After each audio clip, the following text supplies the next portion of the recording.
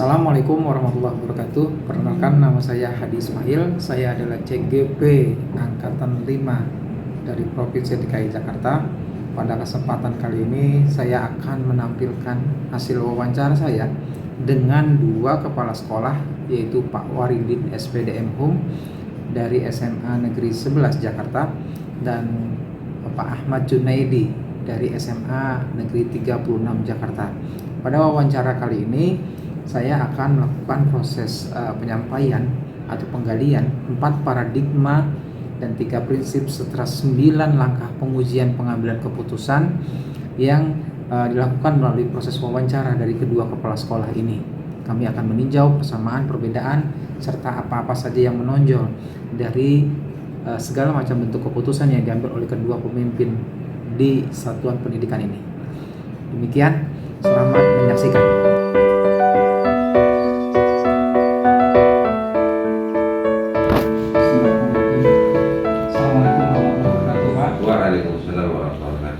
Selamat pagi Bapak, mohon maaf mengganggu waktunya pagi-pagi ini. Alhamdulillah bisa berkunjung ke ruang Bapak. Terima kasih atas kesediaannya Pak. Ya, sama-sama Hadi. Jadi saya awali dengan bahwa peran kepala sekolah adalah merupakan ujung tombak untuk pengambilan sebuah keputusan ya Pak, terhadap permasalahan yang ada di lingkungan pendidikan, dan tentunya ini menjadi banyak pertimbangan-pertimbangan terhadap satu dasar-dasar pemikiran yang mungkin Bapak memiliki satu intuisi, satu permasalahan yang dikuatkan oleh kondisi lingkungan dan sebagainya. Yang ingin saya tanyakan pada awal wawancara ini, barangkali mungkin apakah ada Pak permasalahan yang cukup pelik atau mungkin memunculkan satu dilema Pak. Ada dua kondisi yang dirasa mungkin kok ini benar dan ini benar gitu ya, sehingga Bapak perlu memutuskan itu dengan pertimbangan atau menguji itu menjadi keputusan yang valid nanti. Ya, sebenarnya relatif banyak ya. Artinya kalau kita melihat di setiap bidang, katakanlah di bidang kepeserta didikan atau siswa, terus bidang kurikulum, terus di bidang katakanlah di SDM ya, dan sebagainya, itu pasti ada dinamika itu. Ya, ada dinamika bagaimana kita dihadapkan kepada situasi yang ada regulasi, ya sebagai sebuah idealisme, tapi ada realita. Ya, seperti itu. Jadi kadang-kadang memang kita tidak bisa textbook mengambil keputusan sesuai dengan regulasi plak gitu ya. Katakanlah misalnya di bidang kepesertaan pendidikan kan ada fasilitas katakanlah KJP, ya kan, jelas regulasinya sangat ketat. Katakanlah misalnya kehadiran anak bermasalah, pelanggaran katakanlah bisa merokok, atau misalnya ada perundungan, melakukan perundungan, itu kan jelas harusnya KJP di-cut ya, dihentikan. Tapi kan kita tidak sebegitu keras gitu ya, keras ya, banyak hal yang harus dipertimbangkan. Karena kadang-kadang itu anak-anak ini atau peserta didik ini, ketika kita coba kaji latar belakang masalah, latar belakang katakanlah sosial ekonomi di rumah atau di keluarga, seandainya katakanlah anak itu kita didikkan langsung, mungkin efeknya malah akan lebih berbahaya, ya, lebih beresiko. Artinya yang harusnya kita memberikan efek jerah kepada yang lain, malah kita menjadikan ada korban yang bisa berakibat kepada, yaitu bisa jadi dia sebagai pelajar fasilitas terputus, akhirnya terganggu dan sebagainya. Ini Pak, ada yang mungkin saya ingin sedikit tajamkan ya Pak. Pengambilan keputusan itu kadang-kadang seseorang menimbang kepada 3 hal yang saya tahu nih Pak. Pengambilan atas dasar bahwa ada pemikiran di akhir kita akan berharap anak kita akan menjadi baik tentunya ya Pak, dengan mungkin pembinaan dan KJP yang tetap kita berikan secara kebijakan Bapak sebagai kepala sekolah, atau pengambilan keputusan atas dasar ini aturan loh gitu ya, nggak bisa dibantah gitu ya, berarti Bapak mengambil satu posisi lain tadi, menghentikan KJP karena ada aturannya bahwa anak ini mungkin melakukan satu tindakan pelanggaran. atau lebih kepada rasa peduli gitu ya Pak. Peduli bahwa anak ini mungkin tadi yang Bapak katakan, kalau misalnya kita hentikan barangkali ada dampak negatif lain gitu ya Pak. Ini tadi kalau dari 3 hal itu Pak gitu, lebih condong intuisi Bapak kemana nih Pak kira-kira? Lebih kepada itu pendalaman latar belakang masalah yang terjadi pada anak itu. Berarti kepedulian lah artinya Betul. Bapak ingin Iya. menyelamatkan gitu ya. Karena itu jangan sampai kan kita juga harus menunggu wajib belajar 12 tahun ya. Baik.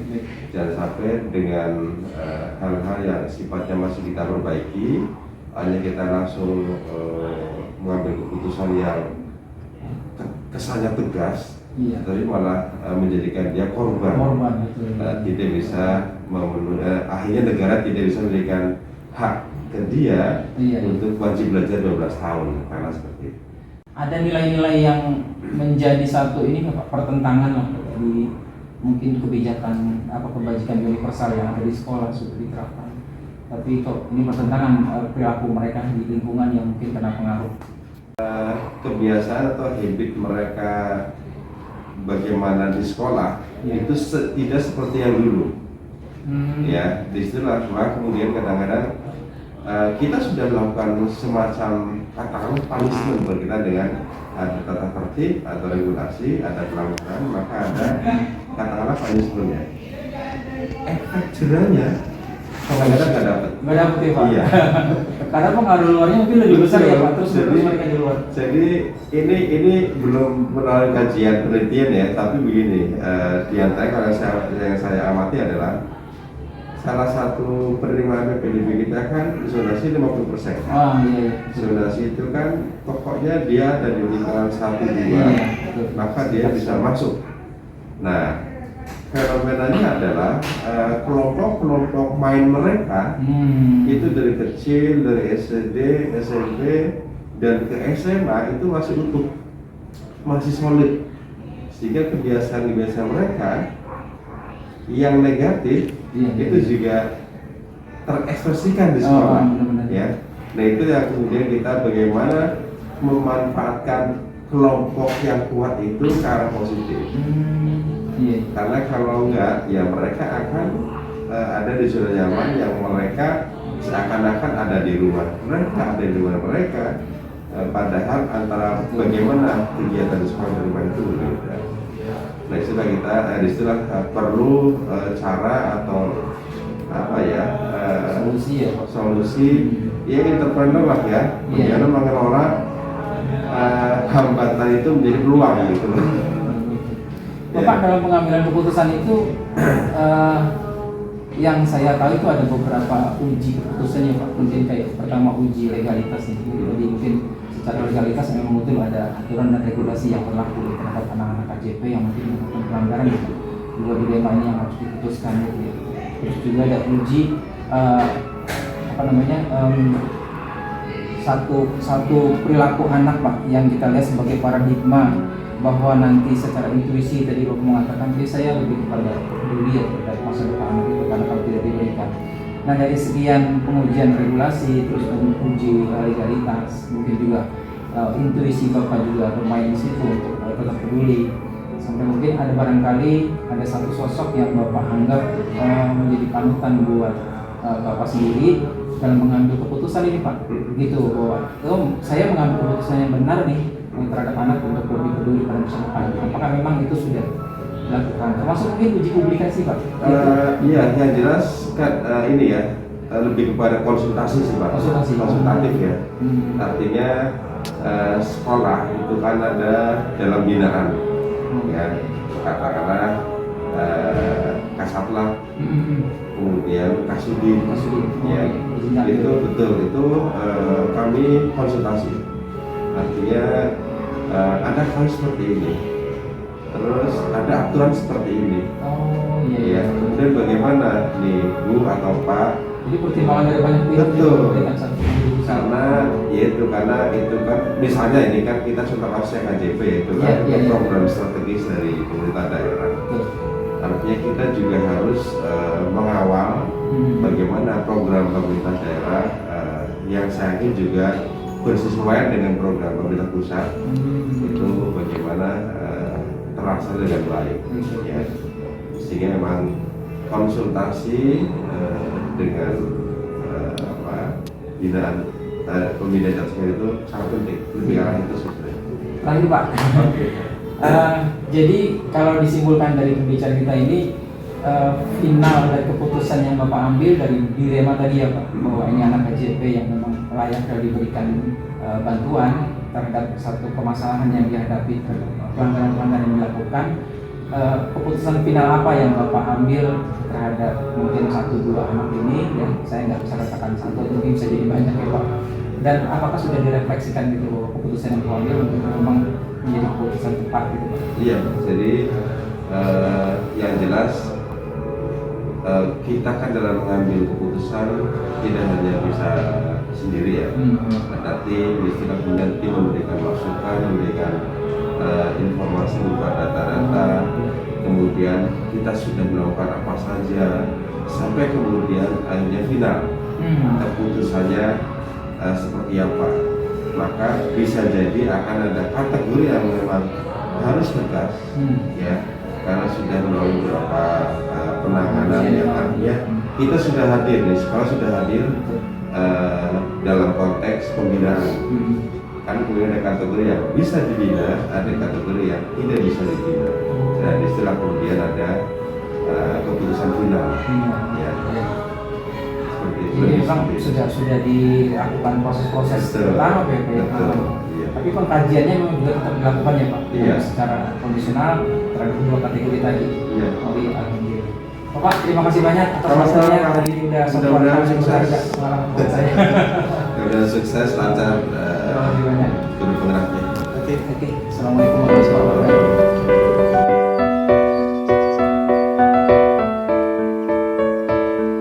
Assalamualaikum warahmatullahi wabarakatuh. Waalaikumsalam warahmatullahi wabarakatuh. Gimana Pak kabarnya? Pak? Alhamdulillah sehat Pak Hadi. Pak Hadi sehat gimana? Sehat, Teman-teman alhamdulillah. Iya. Di sebelah gimana? Luar biasa, masih dalam ya biasa rutinitas harian. Iya. Ada dengan segala macam tugas-tugas dan hal-hal yang harus kita kembangkan buat sekolah ya Pak. Gini Bapak, terima kasih sebelumnya atas waktu yang sudah disediakan. Kedatangan saya ketemu Bapak dengan maksud dan tujuan untuk ya sedikit mencari satu pembelajaran buat saya. Intinya bahwa Pak Ahmad Junaidi selaku kepala sekolah tentunya banyak mengalami satu permasalahan ya Pak. Di sekolah menjadi pemimpin pembelajaran, pemimpin komunitas bagi guru-guru tentunya sering menjumpai permasalahan-permasalahan yang barangkali menjadi satu dilema. Barangkali mungkin ada Pak gambaran Pak Jun itu menemui masalah-masalah tertentu yang dianggap oh ini dilema buat saya, menjadi satu pertimbangan yang nanti keputusannya ada dasar-dasar tentu yang Bapak ambil. Seperti apa Pak mungkin kasus yang saya dijumpai? Iya. Baik, terima kasih Pak Hadi. Selamat datang di SMA 36 Jakarta. Terima kasih kunjungannya. Terkait dengan permasalahan, setiap manusia itu pasti banyak masalah ya. Hanya bagaimana kita tentunya melihat masalah itu, kemudian mencari solusi masalah tersebut. Nah, ketika saya di SMA 36 ini bertugas, memang permasalahan itu pasti ada, baik dari segi siswa maupun dari segi pendidik. Saya ambil dari kalau siswa. Siswa mungkin karena sekarang ini penerimaan siswa baru dengan jalur zonasi ya, tidak ada sekolah unggulan, apalagi mungkin dari dampak sekolah COVID ya, sekolah COVID yang 2 tahun hampir anak tidak pembelajaran tatap muka. Ketika sekarang sudah mulai tatap muka, kelihatan bagaimana sifat si anak. Sering ditemukan ada anak yang merokok, ya. Dan ketika saya juga sering berkumpul dengan teman-teman, ketika berkumpul dengan teman pasalan juga kasusnya sama gitu kan. Tidak ada lagi sekolah unggulan, sekolah sama saja dihadapi oleh sekolah saya yang dulu sedang SMA 8, menghadapi itu semuanya. Nah tentunya selaku kepala sekolah harus bisa mencari solusi ketika menemukan siswa seperti itu. Kita analisis kenapa. Sebagai contoh, ternyata ketika anak itu melakukan pelanggaran karena kesalahan dari kita. Kita itu dalam artian saya selaku kepala sekolah, mungkin teman-teman guru selaku pengajar, yang pada saat anak-anak melakukan suatu pelanggaran itu, kebetulan pada saat dia belajar. Pak, masalah yang mungkin dua permasalahan yang Pak Jun anggap bahwa ini benar loh gitu konsep secara idenya, terus ini juga benar gitu. Contohnya misalnya kayak ada guru pengen ikut kegiatan MGMP, terus sementara dia dapat tugas piket di sekolah gitu. Nah berarti kan dia meninggalkan tugas piketnya, sementara dia ingin mengembangkan diri di MGMP. Nah, Pak Jun berarti kan mengalami dua dilema gitu. Satu sisi si guru pengen mengembangkan diri, tapi satu sisi dia punya tugas di sekolah gitu ya. Ini kalau mencikapi dua hal seperti ini apa? Ya, terima kasih. Memang itu kejadian ya. Sementara ini dengan anjab guru itu banyak yang kurang untuk sekolah kan, sehingga banyak guru yang memang harus mengajar, kemudian juga piket. Begitu juga ketika hari MGMP, kan harusnya itu ketika MGMP itu diberikan waktu luang untuk pengembangan diri, bisa dari MGMP dan sebagainya. Nah jika ada demikian, saya selalu memberikan kesempatan kepada guru tersebut untuk melakukan pengembangan diri. Dalam artian tugas piket kan bisa dibebankan ke teman kerja lainnya ya, karena ada beberapa piket yang lain yang jelas. Saya selalu mempersilahkan kepada guru tadi yang ada kegiatan MGMP, ada apa untuk melakukan pengembangan diri, karena itu juga untuk kemampuan dia sendiri. Itu pertimbangan dasarnya mengambil keputusan memberikan izin kepada guru atas dasar memang karena ada unsur Pak Jun memberikan ini ya kepedulian lah ya. Ya itu tadi, karena kan kepala sekolah itu harus bisa mengayomi, di samping memang dia harus ada pengembangan diri, pengalaman dia. Ketika dia dalam MGMP masuk bergaul dengan teman-temannya kan bisa menjadikan masukan ilmu juga buat kemajuan sekolah kita kan. Mengimbas ke sekolah. Dan kalau kita Bapak harus piket gitu kan. Ya, kita juga ya tidak boleh seperti itu gitu kan. Piket itu kan bisa ditangani orang yang lain. Seperti itu Pak, harus lakukan di sini. Pengambilan keputusan itu Pak Jun ada beberapa prinsip ya. Prinsip bahwa kita bisa berpikir pada hasil akhir di mana nanti mungkin guru ini akan lebih hebat ya dengan pengembangan dirinya. Terus ada juga yang mengambil prinsip dengan atas dasar berdasarkan peraturan tadi kan. Kalau mengikuti aturan berarti guru ini harus piket lah gitu ya, karena sudah dijadwalkan. Juga atas dasar satu lagi tentang kepedulian gitu ya. Bahwa ya kepala sekolah ternyata Bapak tadi mengambil cara berpikir bahwa saya peduli dengan guru itu, saya ingin mengembangkan diri. Berarti benar ya Pak, Bapak mengatakan guru itu? Iya betul.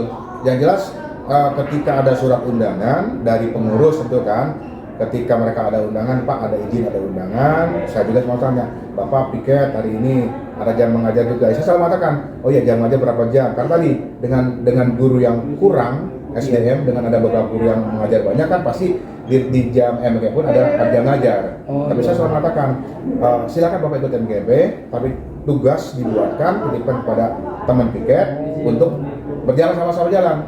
Dan ketika Bapak misalkan mengadakan kegiatan MGP, berarti kan ada pengetahuan yang diperoleh, maka diimbaskan ke teman-teman lainnya untuk kemajuan sekolah kita. Gitu. Karena kan sekarang ini kan dengan IKM yang notabene sekolah juga mungkin kurang bisa ya mengadakan IHT kan desiminasi dari MGMP lah yang didapatkan MGMP. Mapel ini kan sehingga mereka juga punya pengetahuan. Di samping kita juga melaksanakan IHT berkaitan dengan IKM seperti itu Pak. Itu kalau waktu keputusan itu diambil tentunya kan barangkali Pak Jun ini terjadi satu pertentangan nilai ya. Maksud saya bahwa adalah satu mungkin pemikiran dari beberapa guru yang memikirkan bahwa aku ambilnya kepala sekolah tidak ngambil kok tetap jadi menjalankan tugas piketnya nih juga melanggar atau sehingga nilai budaya-budaya tentang penerapan disiplin kerja itu jadi terhambat. Ada nggak mungkin kasus di mana beberapa guru mengalami? Iya mungkin saja ada ya karena kan ketika kita mengalami kebijakan pasti kan kebijakan itu tidak bisa memuaskan semua pihak ya kan pasti ada ketika kok Bapak menginginkan kan dia piket gitu kan tapi ketika itu terjadi.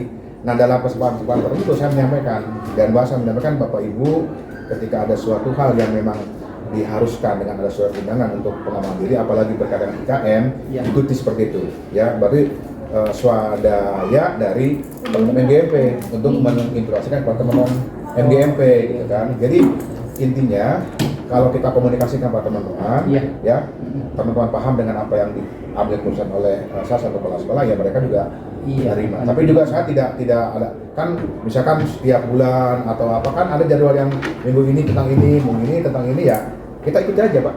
Yang jelas intinya ketika guru itu memiliki pemahaman tentang IKM maka akan berimbas kepada kita.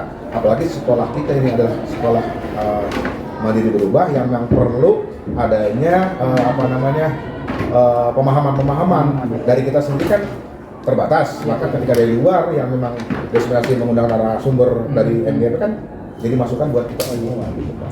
Itu pengambilan keputusan yang terlibat pada saat kejadian itu diambil, keputusannya berarti hanya kepala sekolah dengan si guru saja ya? Atau Ya, ada jadi ada keputusan yang memang harus diambil dengan kebijakan secepatnya, ada kebijakan yang harus diputuskan secara musyawarah. Jadi ketika hal demikian kan, itu adalah bisa merupakan keputusan kepala sekolah mengambil kebijakan gitu kan. apa pernah didiskusikan dalam satu forum di MGP atau forum guru bahwa jika ada kejadian Bapak Ibu tugas MGP lalu sementara harus meninggalkan tugas di sekolah sebagai guru piket atau sebagai guru mapel yang mengajar, tapi disepakati bersama, oh iya nanti kepala sekolah akan memiliki kebijakan ini. Oke, ya itu disampaikan pernah Pak teman-teman, karena di awal-awal itu biasanya kan diperlukan pemahaman itu. Maka ketika ada kegiatan Bapak Ibu yang berkaitan BMP, mungkin bisa bergantian atau satu orang yang memang mungkin sudah jadikan katakanlah mata pelajaran A. Ya, misalkan hari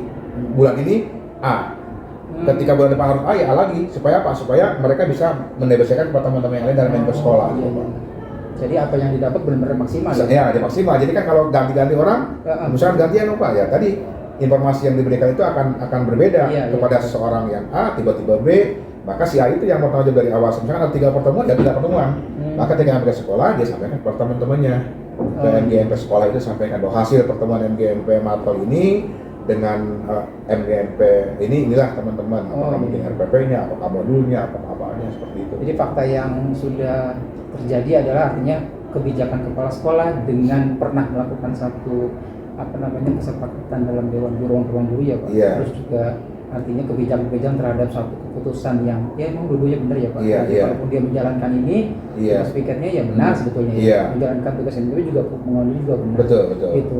Nah itu dalam salah satu tadi pengambilan keputusan pasti kan sudah sebelumnya terpikirkan ya Pak. Ada mungkin uji legalitas tidak melanggar hukum tentunya ya, karena si guru memang sudah tidak ada hal tertentu ya yang ada dasar dia melakukan suatu tindakan melanggar hukum. Tapi secara uji regulasi peraturan di sekolah sudah terbebaskan betulnya ya, karena memang kepala sekolah memberikan kebijakan bahwa si guru boleh ya, berarti tidak ada regulasi yang menghambat dia untuk melakukan itu. Secara malas demikian. Ketika tadi kepala sekolah mempertimbangkan dampak keuntungan yang diperoleh ketika guru itu misalkan ikut MGMP kan, maka ketika ada tugas piket yang bisa dihandle oleh teman-teman yang lain, maka kan bisa dihandle. Tapi untuk kegiatan MGMP yang merupakan diseminasi yang memang perlu diperoleh oleh si guru itu untuk kemajuan sekolah, kenapa kita tidak mengizinkan seperti itu? Jadi itu keputusan yang memang harus diambil kebijakan seperti itu karena untuk kepentingan sekolah gitu. Secara intuisi Pak Jun juga itu sudah menyatakan ya hal yang bagus sebetulnya ya, karena membuat si guru itu juga tambah SDM-nya, kemampuannya, terus nanti bisa mengimbaskan ke sekolah juga sekolah meningkat. Betul Pak. Kalau keputusan Pak Jun dilakukan katakan dipublikasikan gitu Pak, secara umum lah misalnya bahwa kepala sekolah juga 6 membuat satu kebijakan gitu, kalau guru punya kesempatan melakukan pengembangan diri ya berarti akan diberikan kesempatan itu jadi masalah atau tidak, atau bagus begitu? Jadi sebenarnya gini, ketika kita memberikan kesempatan kepada teman-teman guru untuk mengembangkan karir ya sesuai dengan bidangnya, tentunya kita lihat urgen pertama tadi. Misalkan tadi ketika ada undangan dari pengurus MGMP, kemudian ada kebermanfaatannya untuk kepentingan sekolah, ya maka kita boleh mengizinkan, Pak. Tidak menghambat, ini kan untuk kemajuan mereka gitu kan. Padahal kan mereka di samping juga tadi punya pengetahuan secara mandiri di sekolah secara umum, maka dia perlu menambahkan bekal-bekal lain yang memang diperoleh dari suatu perkumpulan. Dan MGMP kan suatu hal yang legal ya, yang memang untuk pengembangan diri gitu kan. Hanya sekarang ini karena tadi situasi SDM guru yang memang di mana-mana kurang, sehingga banyak guru yang mengajar, di hari MGMP juga ada yang mengajar, maka tidak perlu kebijakan dari pihak sekolah untuk melihat untuk pengurusan demi kemajuan sekolah, karena diharapkan dengan guru tadi punya wawasan di luar, wawasan materi, wawasan pengetahuan, maka bisa mendefinisikan kepada teman-temannya, otomatis kan secara kedepannya akan menambahkan peningkatan kualitas SMA 36 atau SMA yang lain seperti itu. ada ini tadi opsi lain Pak, kalau misalnya kejadiannya misalnya guru yang diundang ke MGMP itu ternyata mungkin di sekolah barangkali mungkin terjadi satu kasus personil di piket sangat minim gitu Pak, butuh orang banyak, sementara di MGMP dia juga pengen ikut, tapi karena kondisi tugas piket di sekolah mungkin terbatas, nah akhirnya keputusan Pak Jun berbeda nih, tidak mengizinkan gitu ya. Apa mungkin nanti ada opsi yang berbeda Pak kalau kasus itu terjadi? Ya selama ini kebetulan kan kita menjadwalkan petugas piket kan 1 hari 4 orang, 4 orang guru ya. Dengan tadi ada yang ngajar jam pertama sedang ngajar, yang ya tadi itu yang tidak mutlak ketika zaman dulu 24 jam ada waktu untuk hari MGMP dikosongkan, piket full. Nah sekarang ini kadang-kadang mereka yang hari MGMP ada jam ngajar juga gitu loh. Kadang 2 jam di awal, maka dia ngajar dulu. Jadi di sini antara mereka saling koordinasi. Ketika ada kegiatan yang seperti MGMP, asal dikoordinasikan dengan kami semua, dengan kepala sekolah, dengan teman-teman, satu jalan lancar Pak. Tapi kalau itu terjadi, misalkan petugas piket tidak ada, barangkali mungkin penanganan itu ya bisa saja untuk tidak mengizinkan, karena kan piket ini kan yang mengatur bagian penting untuk mengatur kondisi sekolah pada hari itu kan, mengatur semuanya. Jadi tetap kondisional ya Pak. Pada sesuatu selama ini dengan peraturan piket yang mungkin semua sekolah juga sama kan, tidak mungkin 1-2 orang kan, tapi ada beberapa orang yang saling bekerja sama. Ketika ada minggu ini ada keperluan di luar jam mengajar, kan? Pikir juga fleksibel Pak. Asal tidak jam mengajar, ada keperluan urgen yang mereka secara pribadi mengajukan, Pak, saya ada ini saya tanya, ada jam mengajar tidak? Oh tidak ada Pak, udah monggo. Jadi fleksibel Pak, intinya yang jelas tidak meninggalkan tugas utama mengajar, intinya. Tapi kalau tugas piket kan tugas tambahan yang bisa dilakukan oleh teman lain, maka kegiatan-kegiatan pengembangan diri tadi ya dipersilakan supaya menambah wawasan bagi mereka. Ini untuk membulatkan satu kesimpulan aja Pak Jun. Berarti secara umum ya, artinya keputusan yang Pak Jun ambil sebetulnya care based thinking ya, artinya mengambil keputusan atas dasar kepedulian ya terhadap personil atau guru yang ada di sini dengan mengalami satu permasalahan, 2 tugas yang dilaksanakan berbarengan, berarti tetap akan melakukan satu pertimbangan bahwa kepedulian Pak Jun terhadap pengembangan diri si guru itu akan lebih diutamakan dan sebetulnya gitu ya. Sementara tugas piket yang menjadi regulasi sudah ditetapkan sebagai tugas jadwal itu bisa dikondisikan di sekolah. Ya.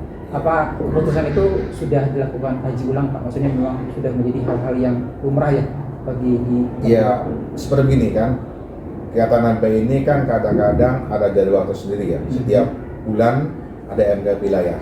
Ketika MGP wilayah setiap bulan itu kan tidak setiap minggu kan, tidak setiap minggu, kecuali kalau setiap minggu kita juga mempertimbangkan.